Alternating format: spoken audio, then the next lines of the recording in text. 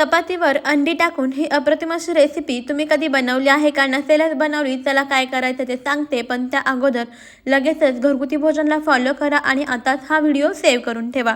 चला सर्वप्रथम इथे आपल्याला काही भाज्या कट करून घ्यायच्या आहेत. जसे की इथे मी हिरवी मिरची, कोथिंबीर आणि कांदा घेतलेला आहे. आवडीप्रमाणे तुम्ही इथे काही भाज्या घालू शकता, जसे की टोमॅटो असेल, कोबी असेल. सर्व भाज्या छान बारीक अशा कट करून घेतल्या. यानंतर 2 अंडी घ्यायची आहेत. अंडी आपण फोडून घेऊया. 2 अंडी इथे फोडून घेतली. आता बारीक चिरलेल्या भाज्या यामध्ये घालायच्या. त्याचसोबत थोडंसं लाल तिखट घालायचं, गरम मसाला घालायचा आणि चवीपुरतं मीठ घालायचं आणि सर्वजण छान एकजीव असं मिक्स करून घ्यायचं आहे. अंडी व्यवस्थित अशी फेटून घेतली. आता इकडे पहा, आपल्या घरामध्ये ना एखादी चपाती शिल्लक असते ती घेऊ शकता.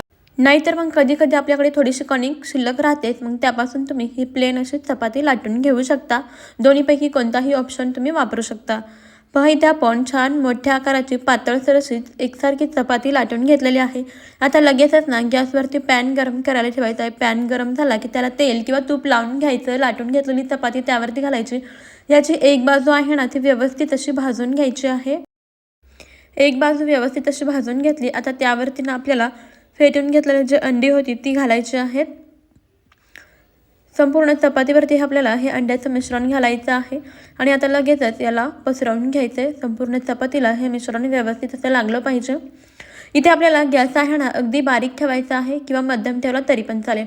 अंडी टाकलेली बाजू जराशी शिजली गेली की आता आपण याला पलटवून घेऊया आणि दुसरी बाजूसुद्धा छान अशी भाजून घ्यायची आहे. पहा अंडी घातलेली बाजू भाजून घेतली. आता यावरती एक चीजचं क्यूब आपल्याला किसून घालायचा आहे. तर इथे आपण बनवलेला आहे मस्त असा पौष्टिक अंड्याचा पिझ्झा तुम्ही याला म्हणू शकता किंवा अंड्याचा पराठा म्हणू शकता. वरून थोडीशी कोथिंबीर घालायची.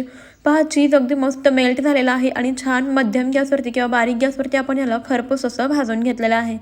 मस्त असा इथं आपला अंड्याचा पराठा तयार झालेला आहे. याला तुम्ही अंडा पराठा म्हणू शकता किंवा अंडा पिझ्झासुद्धा म्हणू शकता. अगदी हेल्दी आहे, झटपट तयार होतो. लहान मुले बऱ्याच वेळा काही ना काही खायला मागत असतात. अशा वेळेस त्यांना बाहेरचं अनहेल्दी देण्यापेक्षा घरीच हा पौष्टिक पिझ्झा किंवा पराठा त्यांना एकदा नक्की बनवून द्या.